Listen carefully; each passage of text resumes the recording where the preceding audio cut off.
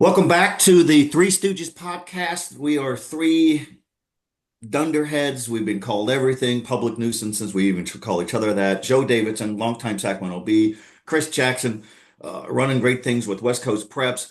Jordan Georgeson, all over the place, here, there, everywhere with Gold Country Media.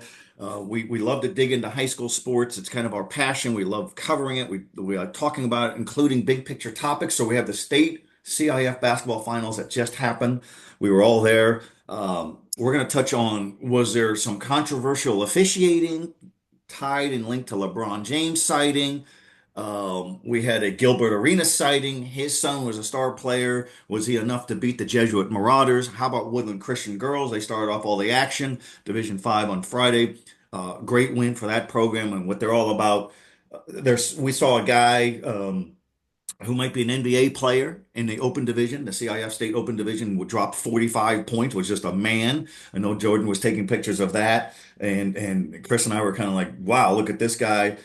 So much more going on. Also, there was a coach who called out Eric Sondheimer of the LA Times during a press conference. I have a flashback memory of that. We'll talk about all those things. So all kinds of things going on there. I'm going to throw right to you, Chris. The best crowd of the weekend was on Friday night, boys NorCal or State Division One championship. Lincoln of Stockton was taking on Sierra Canyon, the powerhouse down south. There was a big roar. Here comes LeBron James. What's LeBron James doing here? His son, Bryce James, was on the Sierra Canyon team. So that was kind of neat to see all the hubbub and excitement with LeBron James there. And some people think, did he why is he not playing a game with the Lakers? And other people, certainly we all know how people complain and bemoan. They would have bagged on him if he didn't come. He did a really cool thing at the end of the game. He helped the Lincoln of Stockton player up. Lincoln of Stockton had a great crowd, but the Lincoln of Stockton coach, Chris Jackson, was really upset afterwards, and he vented. What was his beef? And do you agree with it? Sierra Canyon won the game, but let's start with that. So their head coach, Anthony Matthews, has done a phenomenal job in Lincoln, right? He mentioned at that press conference he wanted to put Stockton basketball on the map. I mean, you could argue he more than did that, especially making it to state. But he opens that press conference after just a two-possession loss to Sierra Canyon, a powerhouse. Here's his opening line, word for word. Do we want the real thing about tonight's game or the politically correct answer first? He gets right into the officiating, how he thought there was a discrepancy.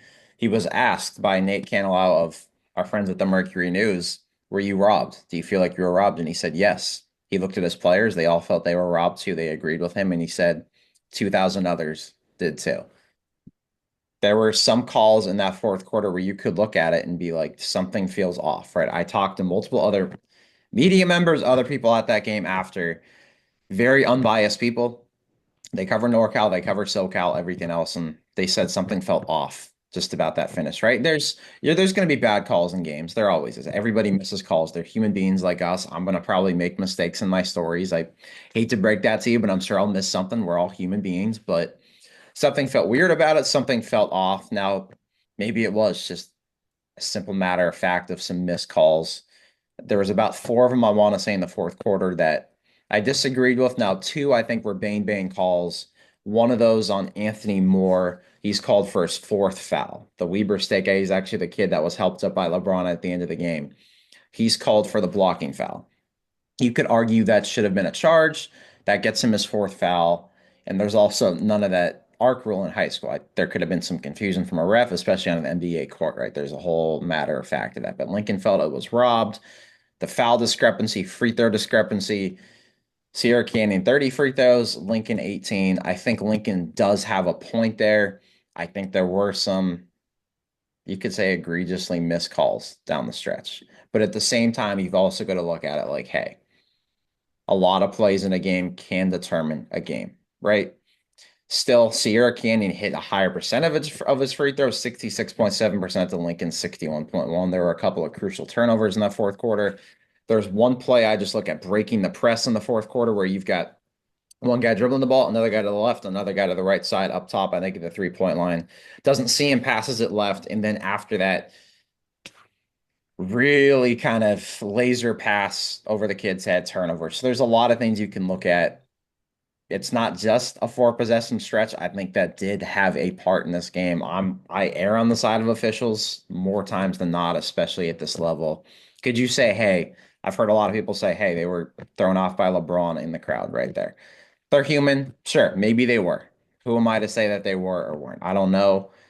But I think Lincoln has a point in case to be like, hey, I think we got, I don't know, quote unquote, screwed, quote unquote, robbed in a couple of these calls. And if I were the coach, I would probably feel the same way too. And at the same time, he's sticking up for his kids, as I think a lot of coaches would in that spot in college, high school, the NBA. But as I was talking with other people too, there's still, it's a 32-minute game. How many possessions are there? There's a lot of them. Lincoln still should have its heads high. You took Sierra Canyon down to the wire, a team with a 4-star, a couple of 3 stars. You have a number 71 prospect on that team, Max Adams, who had some big plays down the stretch. You make your first state championship. You're right there against a program that these kids even said they grew up watching. When Sierra Canyon came and had those back-to-back teams, and they could have had that three-peat, but COVID hits with Amari Bailey, Kenyon Martin Jr., Scottie Pippen Jr., and those guys. So as much as officiating told the tale, and I think in a lot of ways, Lincoln has a case. It's still a 32-minute basketball game at the same time. So there's case in point for both sides. And Sierra Canyon's coach did admit after the game he thought officiating was not the best.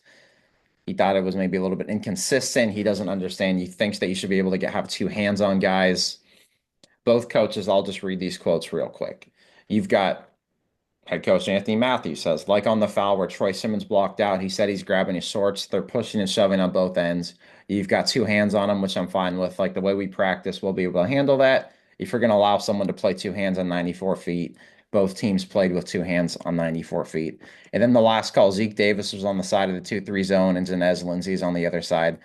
And they called a foul on Zanez. It wasn't. He, the ref, wasn't trying to hear anything.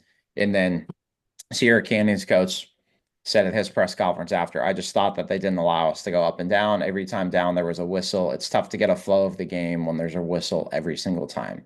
Sometimes you have to let some of the fouls go in order to have the game have some kind of a flow. I think it wasn't a great flow tonight. Oh, that's interesting. And we can certainly appreciate the coach defending his team, standing up for him. He's emotional. He's trying to protect them. But any notion or any suggestion that the referees were intimidated by the presence of LeBron James sitting midcourt is absurd. But I can understand what coaches are going through because it was several years ago when Scottie Pippen Jr. and Kenyon Martin Jr. were on the Sierra Canyon team and they were playing Sheldon of Sacramento, the Elk Grove Unified, in a state final. And the Sheldon coaches felt the same way. The principal felt the same way. Fans felt the same way. That there was a lot of benefit of the doubt. Oh, geez, are they intimidated? You sure hope not. But I remember several years ago when Kenyon Martin, a great big guy, and Scottie Pippen, 6'7", 6'8", and they were on the court and they stood and they would walk onto the court sometimes to argue with the referees. LeBron didn't do that. That should have never happened. And I don't think the referees, you hope the referees aren't influenced by that. But when we think of Elijah Arenas of the 5-star basketball recruit going to USC, and he played for Chatsworth and gave Jesuit a run. Jesuit won that game. We're going to touch on that in a second. But there was a play where he ran over a Jesuit guy, completely plowed him over, and they called a block. And you could just feel the Jesuit, geez, oh, what's going on here? These referees, I talked to some of the officials who are evaluating these guys. They have mounds of paperwork. Terry Rasmussen's a longtime local referee. He jots down notes. It's not so much judgment that they're trying to evaluate, but mechanics, communication, the flow, and all that. So mostly, I thought the officiating was really good. We don't want to make this a bash thing on the officiating, but the Lincoln and Stockton coaches, right? They did Stockton proud, huge crowd, great team. They were worthy of being in a Division I championship. So that was really cool. And um, I'm going to throw to Jordan here really quick. So Sierra Canyon boys and girls, and they're of Los Angeles County, are a combined 9-0 in the Open or in state championships for the girls and boys over the years. And Jordan was texting the three of us. We had a three-way dialogue. And Jordan, you had a question. Is the North ever going to close the gap in the highest division? So when we talk about the open division, that doesn't mean it's open for anybody to jump in. It means it's the elite highest classification. And Jordan, you had a great question with some data here, and it's kind of a curious question. It's really just, it comes down to, is the North ever going to win this thing? I mean, it's been 10 years now since the North has won on either side. The last to do it are Bishop O'Dowd's boys in 2015 and St. Mary's girls in 2015. To this day, O'Dowd is, I got to double check, but it looks to me O'Dowd is the only them, De La Salle, and McClemens are the only ones since 2000 to win the highest division in boys. And then since 2010 for girls, it's St. Mary's, O'Dowd's girls in 2013, then Oak Ridge's girls won Division One in 2010 when there was no open division. And I mean, if you go back on that, I mean, Oakland Tech had a little bit of a run. But outside of that, I mean, the South has really dominated the high divisions in the state championships. And a lot of people were asking Reardon's coach or asking Roosevelt's coach, just what's it going to take to close this gap? Because the reality is, I mean, a lot of people with Roosevelt spoke on it, and they're absolutely correct. Is well, one, he said, hey, we're not trying to help the North out by any means. I don't blame him there, but the reality is the gauntlet you go through in the North, you're facing some great teams. I mean, Salesian's a great program that you're usually seeing in the Open. Depending on what happens with St. Joseph, they could be there. On the girls' side, Clovis West is always a factor. Modesto Christian's usually in there. O'Dowd, Sheldon, stuff like that, but it doesn't compare to what you see in the South. I mean, Roosevelt, Sierra Canyon's often in there, Harvard Westlake, John Bosco's had great years in there, Notre Dame out of Sherman Oaks, Centennial. I mean, just looking at some of these teams, Bishop Montgomery, Chino Hills, I mean, it's a gauntlet. And oftentimes the top, 8 seeds in the open division are usually top 20 ranked in the nation. And the reality is, I mean, coming into this, if you look at Roosevelt, I think played 3 or 4 teams ranked nationally in the top 10 in their open division. And if you look at Archbishop Reardon, they entered the game, the number 2 team in the state, number 1 in NorCal, they were number 23 in the nation. So it just goes to show the competition that we see in here night in, night out is still great in the North, but it's not quite what you see in the South. And I think the reality is there's an avenue for the North to win. I mean, Salesian almost got Harvard Westlake last year.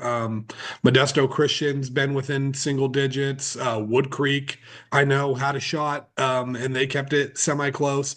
But at the end of the day, I think what it's going to take is it would be a little bit of an upset for it to happen. And the reality is a lot of times the schools are a little bigger in the South. They're playing tougher competition night in, night out. And I think what it's going to take is the North having a little bit of that advantage of maybe it'd be a Sacramento team, maybe it's just a team familiar with the venue that maybe can catch a South team off guard. But it is crazy to think that how great the high school basketball is in this state. But yet there still does feel like a significant gap in those high divisions between the North and the South. And I know, Chris, you cover all of NorCal. Joe, you've seen more state title games and, Chris and I combined. I mean, what are your guys' takes on this? What's it going to take for the North to get over this hump and get back as the winning the highest division? I'm going to throw to Chris here in a second, but this is not unusual. It's a great point, Jordan. We think of state football, and it's always the Southern California that win most of them. State track, it's always the Southern California teams winning most of the sprints and most of the team championships. Girls basketball, boys basketball, it's probably would happen if we had state championships in softball and baseball. North has good teams. We've seen it. We've covered them. But there is so much more population, more schools down there. If you think about the Los Angeles city section, there's 650 schools down there. And the second largest section in the state is this one, the Sac Joaquin section with 200. And so you think of all those schools, it creates competition. And so this has been the case for decades. And you are right. Is it going to get anybody? The Reardon team of San Francisco was 29-1, loaded, and they got handled. What does Southern California have? Well, they have guys like Braden Burries, the 6'5" uncommitted guy who could go anywhere, and he's probably going to be an NBA player. And I think he had 45 points. He was just dominant, unstoppable. So that helps. Chris, throwing to you, it's a compelling question. It's something that even with the created open division for the heavyweights to be in there, it is still a gap to close. And if we think of NorCal football, how many decades was De La Salle of the Bay Area the king of California? And now there's a massive divide between modern day Bosco and De La Salle. And so, how do you close that gap? And we look at Folsom in football. They've won so many section championships. There's a gap with Folsom just here locally in football. So there's always gaps. There's a lot of things to close, but they'll keep trying because these championships will keep going. The biggest thing might be a super team, right? With what Folsom's had on paper, next year should be, a lot of people say should be the team that comes out of the North for the open division. De La Salle's still going to be up there, of course. Archbishop Reardon's got a lot of talent in football.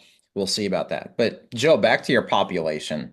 That's a huge part of it. There's just more people that live down there. The LA metro area alone, over 18.3 million people live in the metro area of Los Angeles. Meanwhile, you go to the San Francisco Bay Area region, 7.7 million. You go to the Sacramento metro population, almost 2.4 million people. Right there. You add up Sacramento and San Francisco Bay Area alone, you're still 8 million people short of Los Angeles. And then We're not even talking about yeah, Orange County, San Diego County, exactly. massive. And what that creates, Chris and Jordan, is great competition, and the cream rises to the top. And we think about football and basketball and baseball players who get overlooked up here. How about all those guys down south?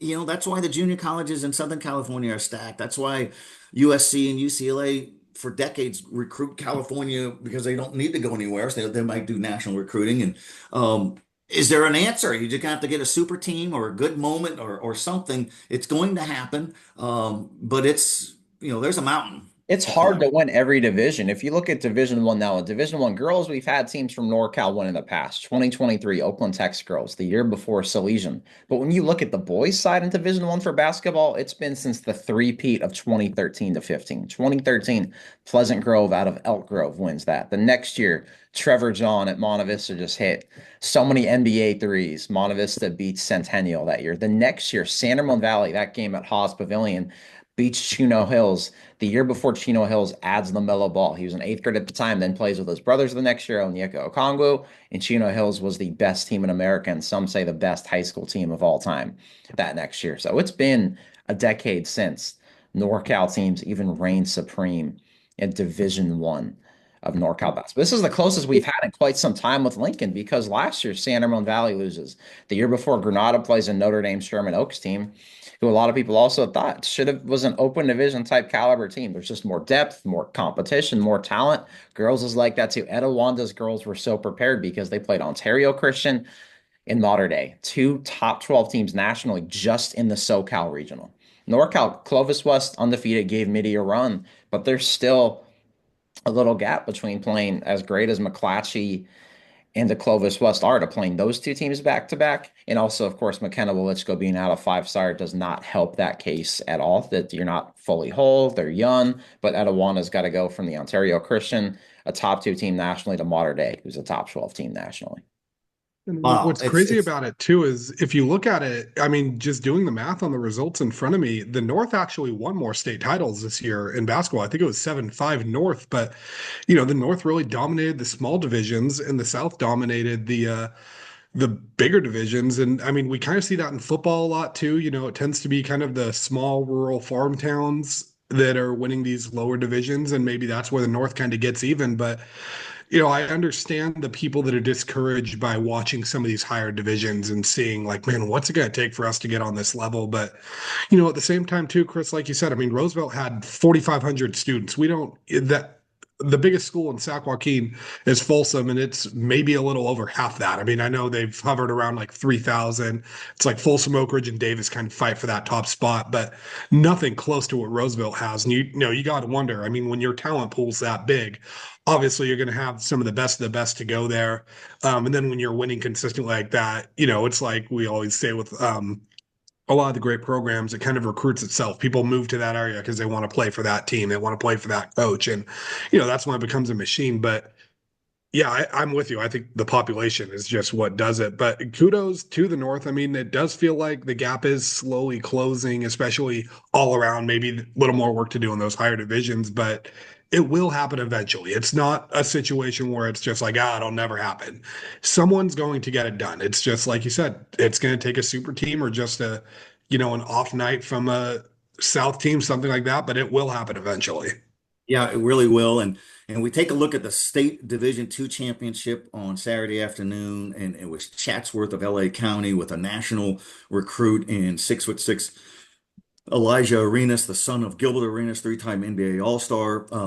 And so what does Jesuit have to do to beat this guy in this team? You play a masterful game and a clinic on how to play the game, and that's exactly what Coach Tim Kelly's team did. They won that game, first state championship in the history of that program, probably the greatest athletic achievement in the 65-year history of that school. And they've won national championships in rugby and state championships in track and field and cross country and things like that. But this was big. And we were really impressed with what we saw. We'd seen Jesuit throughout the season. Jesuit lost that crusher at Golden One Center 2 weeks earlier against Rockland on a final bang bang steal lob. But boom, they win the game. How do you respond? That's the great thing about sports, right on down to high schools, is how do you respond? Jesuit would respond like a champion, beats Destiny Christian in a NorCal final of Sacramento, and then they backed it up and just wow. And 19 assists, 4 turnovers for the Jesuit Martyrs against Chatsworth. They had all but 3 field goals were assisted. 2 of them were fast breaks that were not assisted, and in a putback. Those are stunning numbers. Asher Schrader was terrific. Mason Phillips, their steady, poised guard, freshman guard, 19 points, led them in scoring. He's their next star. He's a humble young man. And then Amari McKinney, the big 6'6" kid who could bang inside, play in a high post. Where did he come from? And remember what he was saying after the coaches were saying after that game, Chris and Jordan, where Amari's the most improved player in that program, maybe in program history, if you consider what this program did this season. Could not run the floor his freshman year, was at the end of the bench his sophomore year in JV, didn't play a lick last year on varsity, became a man this year. So that all came together. Fantastic coaching job by Tim Kelly and his terrific staff. Great turnout.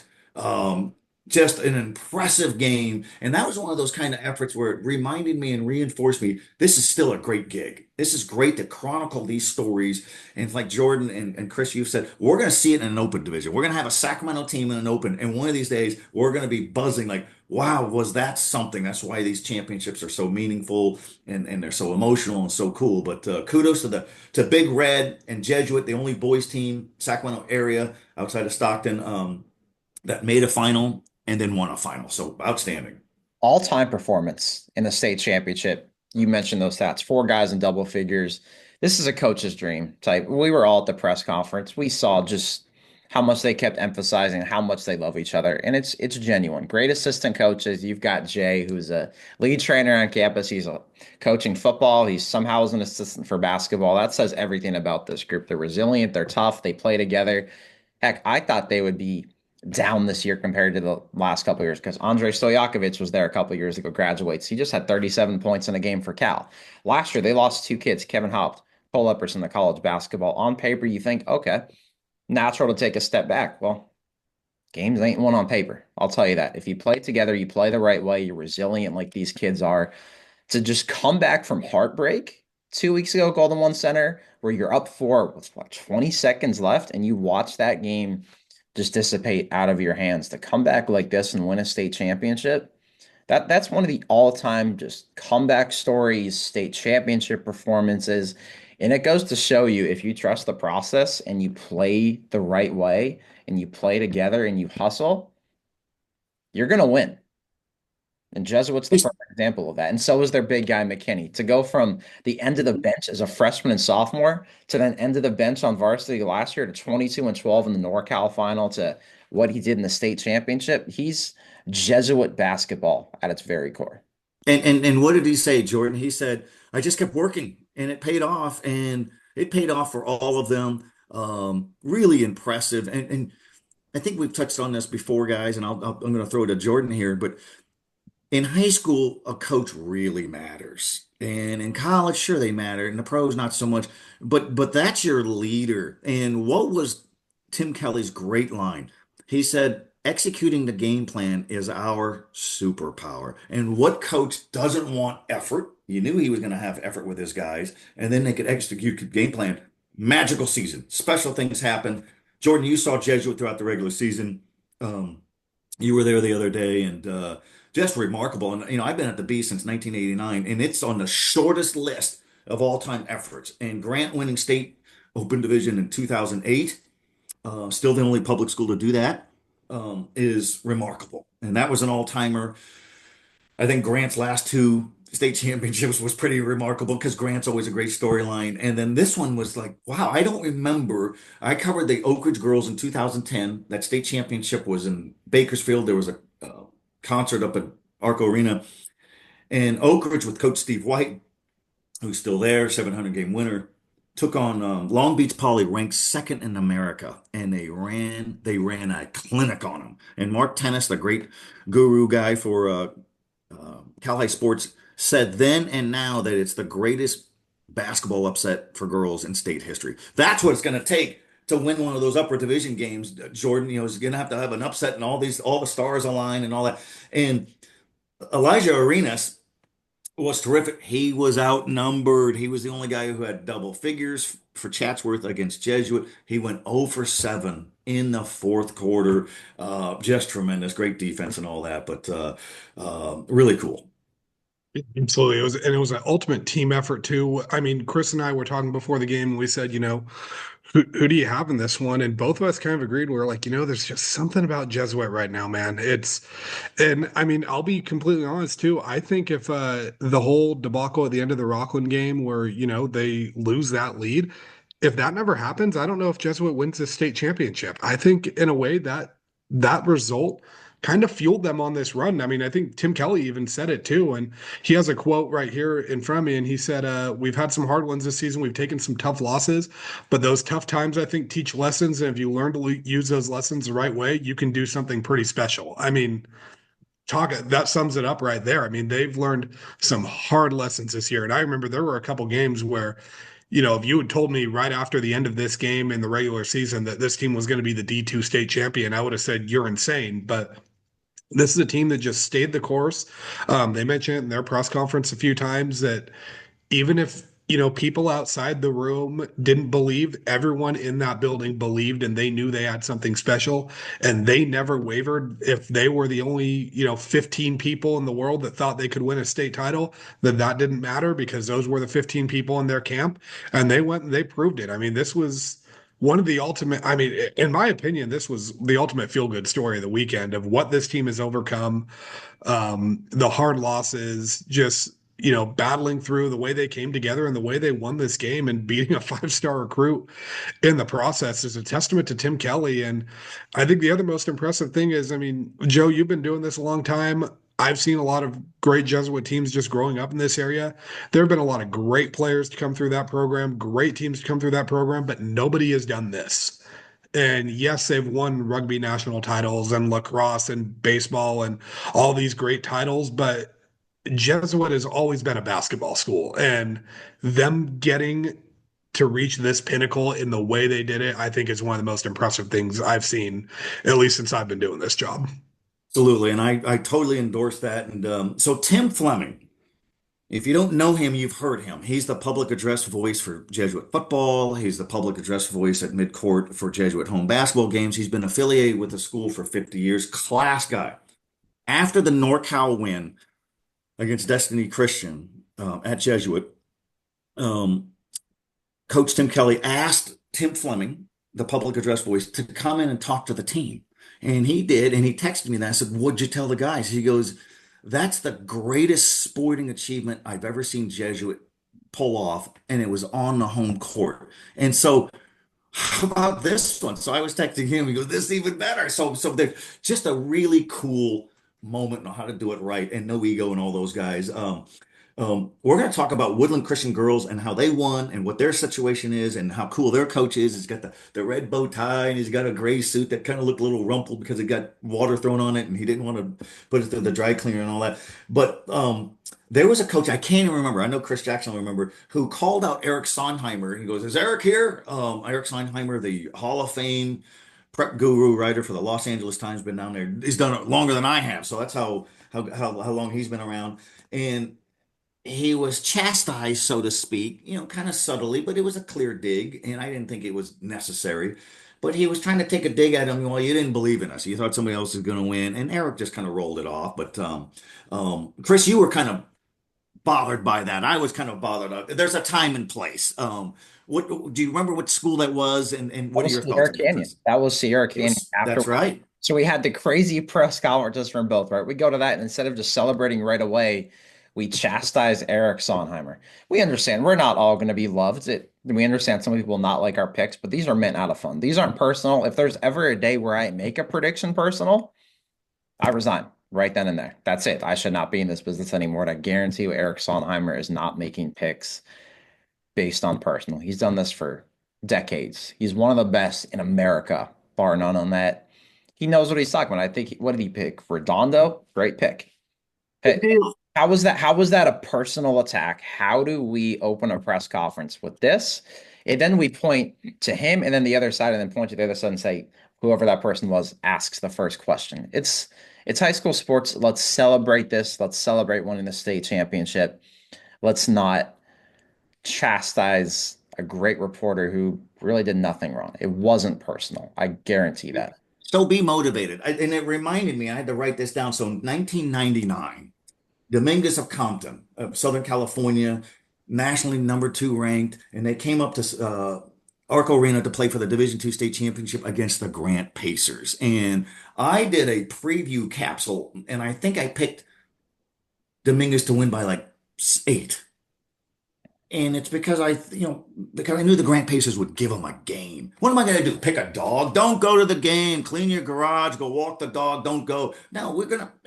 But after the game, um, Russell Otis, the head coach then, and his assistants, they were so angry and offended that the Sacramento fans who really filled that arena to go watch the Grant Pacers gave them an ovation. So as the game was winding down, they stood up and they were giving the bird to those fans. And then in the press conference, he does the same thing. Russell always goes, "Is Joe Davidson here?" I said, "Yeah, here." And he goes, "I got to throw you out of here. How dare you pick us to only win by 8? That's disrespectful." I think it was like a 12-point game, but it was close.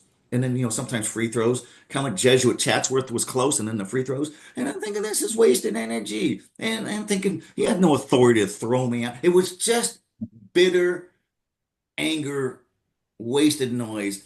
And as karma would have it, he got into some serious trouble with inappropriate behavior and did some serious time. So kudos to you, Russell. But just bizarre, just bizarre.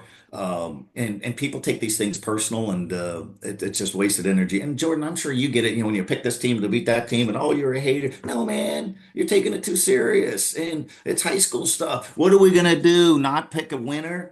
No, it should be a good game. Yeah, Uh, we're going to pick ties all around next year. Yeah. Everyone's yeah, tying. there are no losers. Yep. Everybody's a winner. Yeah, Yep. it's like Woodland Christian had fun with me, and we were texting back and forth. Shiloh, they win state. I think the first NorCal playoff game, I think I picked their opponent to win, and Yeah, we had fun with it. He texted me just having fun with it. The next game, he's like, "Thank you for believing in us. The girls loved it." I'm like, that's all it is. It's fun. you, Let's you roll do with that. it. It's not a personal thing. Yeah, and that's Shiloh Sobello, who's the coach for Woodland Christian, been involved with the school for 20 years, was a boys basketball coach, met his wife there. She was a teacher, Samantha. And so here he is. He had some up and down seasons, and he is a chief deputy district attorney in Yuba County. So he's a very busy guy, and he's one heck of a coach. And similar to Jesuit, where there was heartache, not quite crushing heartache for Woodland Christian, a section championship at Golden One, lost to Bret Hart of Angels Camp. And then they get seeded second, Woodland Christian in the NorCal Division II, backed it up. Then they win the state championship. And excellent performance, well coached. Coach is funny. Coach, are you going to get your suit doused like the other day? And is this a new suit? No, it's the same suit. And I didn't want to wash off all the mojo. And so he was funny. First boys or girls basketball team in the history of Yolo County to not only get to a state final, but to win a state championship. And it's a little misleading. You know, Yolo County is not Los Angeles County. Yolo County has Davis, Pioneer High, Woodland Christian, Winters, Esparto. Not a lot, but that's still saying something. And the state championships have not been around since the 1910s. They've been around since 1980, 81. But what a memorable coaching job by a really good guy. And I asked him after that, during that press conference that you were in too, Chris. And did you ever see yourself? He grew up in Davis and went to UC Davis as well. And said, did you ever see yourself coaching girls? He goes, never. He goes, but when I get married, then we had four girls. You kind of go in that way. But he has a daughter who's a sophomore, Chris Jackson, who's a pretty good player. And what a double thrill for them. She had 17 rebounds, cleaned up the glass. They dominated the boards 50-28. And you've got coach's daughter, a sophomore, with those 17 rebounds. They had a few girls just dominate. Elena Gagno, Bailey Broward was just incredible rebounding the basketball all postseason, double digits, I want to say almost every game, if not every game. Then they're seniors. Kezia Maldonado Lemus, she transfers in from Pioneer, has to sit out the first half. She comes in 18 points in this final game. Tegan Hayes, the Tennessee Martin softball signee, a section champion in golf, in softball, and now a state champion in basketball, also had 18 points in that game. The power of multi-sport kids, the power of small school success, the power of great coaching, togetherness, and Woodland Christian had great seniors, but they've got a lot of great young girls rolling through the ranks. Where Woodland Christian is going to make runs again into February and March the next couple of years, who they have in that coach. And it's obvious the kids love playing for Shiloh Sorbello, and how could you not? The energy, the suits, the outfits, the bow ties, heck, the shoes too. He's got some shoe game there too. I think we can all learn from as we cover some of these games. I may need to go on Nike and kind of up my wardrobe a little bit, but a great coach, a great man. I think you and I told him after the game, he's really doing the Lord's work. High school coaching, he works in law as well, so he's 24/7 doing things for others, and goes to show you why his kids probably love him. That's a great thing. It's outstanding. All right, let's shift. It's always football season, Jordan, and we like to follow our guys that we covered. And Stone Smart has just signed with another NFL team. He's out of Del Oro High School, was a state champion, and was a runner-up another year. Good basketball player. His father was a All-American big man banger in basketball for Sacramento State back in the 80s. And so he just signed with another team. He went undrafted out of Old Dominion, played quarterback in high school, switched to tight end. He found a way. It is so hard to make these NFL rosters. You think that you think of the numbers. 100 guys are in training camp every summer. Then they cut it down to 53. And every year there's a new crop of guys. So kudos to Stone Smart hanging in there, talented, bright, tough, multi-sporter. And he's still hanging on. So, Jordan, what's the update on him? Where is he now? And how cool is this? I mean, he signed with the New York Jets, and he's the ultimate story of resilience. So a little backstory too. My senior year at Del Oro was Stone's freshman year, and this kid came onto campus, tall, scrawny, nothing but skin and bones. I don't think there was a single ounce of muscle or body fat on his body. And if you had told me that kid's going to be an NFL tight end, I would have said you were insane back then. Quarterback leads Del Oro to the state title. I think that was on the run when Del Oro went to like 5 state titles in 8 years, and that was the only one that they won. So, I mean, there you go, right there. He's got your bragging rights. Goes to, I think, Riverside City College, was like the JUCO State Player of the Year. Northern Arizona doesn't work out for him there. Ends up at Old Dominion, plays a little bit of quarterback, doesn't work. Okay, fine. I'll switch to receiver. In the day and age where people say, hey, this coach wants my kid to play this, a disrespect, I'm transferring. Stone goes, no, I'll play receiver. Oh, it doesn't work for receiver. Okay, I'll become a tight end. All that happens, he finds himself in the NFL training camp, wills his way onto the Chargers roster. By the end of last year, I think he was basically their number 2 tight end, if I remember right. And some of it was injuries, but a lot of it was Stone impressing. I know he had a long touchdown against Green Bay. Now he's in New York with the Jets, finding kind of a new position on a contract. So that's one where, they brought you in the offseason. So it's got to feel a little better having some footing now as, hey, these guys came out and brought me in rather than me being another undrafted guy fighting for a spot. I think it's a good fit for him. It's a place where he can really show what he can do and get some playing time. And just kudos to him because his journey to get there, I think a lot of people, think of, him coming from Del Oro being a football school, he was always destined to be that. But the journey he took to get there, going from JUCO, switching positions twice in college, being undrafted, fighting onto roster spots, beating out some, several big names, if I remember right, in Los Angeles to make that Chargers roster at times. I mean, they cut some significant names at times for him to get there. I know he grinded through the practice squad for years before he finally got called up. So you don't see undrafted guys last in the NFL the way that he has, and you really don't see them earn that second contract going somewhere else. Just really cool. And a nice young man. I mentioned his dad. Dad's name is Sean Smart, big man. And so we always knew that young Stone would fill out, and he did. But Stone Smart is also an example of how hard it is to get recruited. And he was 6'3", 6'4", multi-sport guy, smart, 4.0 GPA, didn't have many offers because it's just that hard. But he's a fantastic example that you just detailed expertly there, Jordan, as you just keep pushing and keep pushing and pushing. And as he's continuing his climb, Shaq Thompson of the Grant Pacers fame is done with the Carolina Panthers. Don't know if he's done with football completely. He's overcoming an Achilles, but he wrote an emotional farewell to the Carolina Panthers, drafted him in the first round 2015. I hung out with Shaq and Eric Armstead. They were buddies and they were doing workouts in La Jolla and San Diego. Rough job. I was down there for like 3 days to kind of quality control. It was fantastic, and they were both first round picks. They're both still in the NFL. That is hard to do. And Shaq Thompson's one of the all-time greats. In high school, he played quarterback, receiver, linebacker, everything, and great speed. And you just thought, man, at 6'3", 225, and his speed, I think he's going to be an NFL guy, and he most certainly has. And he's been nominated multiple times by his peers around the NFL for NFL Man of the Year honors. And that's guys who give back to service and all that. And the guy who just won it was Eric Armstead. So we have terrific high school players, and then they move on, and we applaud them. And these are good people. They give back. They're selfless. They get it. They understand it. Just outstanding. So, Chris Jackson, as we start to bow out here, is there a storyline of note in baseball, softball? I know you're hitting a game. I know Del Oro softball's 9-0, off to a good start. All those kind of things. Next week we'll really dig in there. But I'll ask both of you guys: is there a storyline, a player, something in spring that's already caught your attention?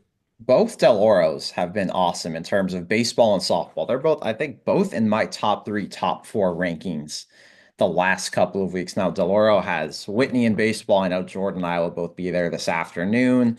Hey, and whatever, don't get thrown out. You guys are trouble. Promises. But we're nuisances. Don't rub elbows wrongly. Jordan's always going out there and taunting the umpires. Hey, where's your strike zone? Come on, blue, whatever. And you guys come across as nice people here. I know you guys. You're out there causing trouble and both of you are going to be defending each other. It's outrageous. I won't stand for it. In fact, I'm logging out. See you guys. No, I'm just kidding. I wouldn't blame you. Click. But so Jordan, back to you. What Del Oro softball did something kind of cool where they did a detox on digital. What does that mean, and what was the result? They turned in their cell phones for a month, turned in their smartphones. They basically traded them in for flip phones. I didn't even know they could do that anymore. I didn't know they made those. And they basically logged off, gave up social media and smartphones and all that for a month. And it's really brought them together. I think they're 9-0 on the season right now. They've got a showdown with Rockland tomorrow, who's also undefeated. That's one that I might be checking out should the weather hold up. I think that's number 2 versus 3 in max preps right now. But I talked to head coach Sean Erickson last week, asking him, if he thinks that this start has anything to do with the detox. He said absolutely. On the team buses, the kids are all playing with each other. They're talking with each other. They're closer as a unit now because they're not distracted and don't have their nose in their phones. They're going to bed at a decent hour now because they're not staying up scrolling on social media for 2 or 3 hours. I mean, it really is incredible stuff. And I joked with him when they turned in the cell phones, and I said, "So what? Are you guys going to start like 7-0, and then you're going to give them back? And we're going to be like, where'd this 4-game losing streak come from?" And but the losing streak hasn't come yet. And from what I hear, a lot of the girls actually didn't really miss their phones that much. I mean, they missed it initially, but the idea of a teenage girl giving up her cell phone for a month is a preposterous one when you suggest it. But a lot of them actually, when it was time to get them back, they didn't really miss them all that much. And I mean, it's showing on the field. They're an incredible story. I know that head coach Sean Erickson has long advocated for mental health awareness, but I knew that this was going to be a group. I felt like, a lot of people around Del Oro felt last year's season was a little bit of a fluke and that they were better than that record showed. But I mean, I don't think any of them thought that. I'll admit, hand up, I didn't think they were going to be starting 9-0 and winning some of the games the way they're winning. I don't think a lot of people thought they were going to be doing that. So they're one of the best stories out there this year. Another one I want to give a shout out to also is Peyton Pryor at Rockland, a sophomore, burst on the scene last year. Through 8 games this year, she's batting .571 with a home run, 3 doubles, 9 RBIs, and then on the mound, or in the circle, I guess, for softball, she already has a no-hitter this season and is 7-0 in 8 appearances with a .85 ERA and 54 strikeouts. I mean, that's a player of the year candidate right there as a sophomore doing that at Rockland. So incredible stuff by her right there. And she's really the next budding star in this area. That's amazing. So our good friend Nick Pecoraro, he does our softball rankings for the Sacramento Bee. These will post here shortly today, but his softball top 20 starts off with Oak Ridge of El Dorado Hills, 9-0, Rockland number 2, 8-0, Del Oro number 3, 9-0. We just talked about Del Oro. They're all from the Sierra Foothill League. My goodness, Destiny Christian, the former Capital Christian, number 4, Pleasant Grove, Whitney, Pioneer, Davis, Franklin, right on down the line. Softball's big around here, big time big. And we'll dig in more next week on why softball's so good, why baseball's so good. And we'll have some leftover tidbits from basketball and football. There's always something. But man, guys, it's always good to talk shop with you guys. It's good to talk about all the topics out there and continued good work, you guys, and stay out of trouble. Don't hassle the referees, the umpires, the officials, because really, you guys are the problem, not them. They do see it both ways. I just wish you guys would see it both ways. I'm going to stand on the other side of the field away from Jordan. I don't want to be associated with that heckling of the home plate umpire today. Look, I have an agenda and I'm going to push it one way or another. So I love it. You guys are the best. We appreciate you. We're everywhere on social media. Give us a follow, give us a read, reach out to us. Remind us if we're Three Stooges and public nuisances, or give us a kudos as well. Joe Davidson, Chris Jackson, Jordan Georgeson. We're here, there, and everywhere. We appreciate everybody. Always fun to do this. We will see you everybody next week.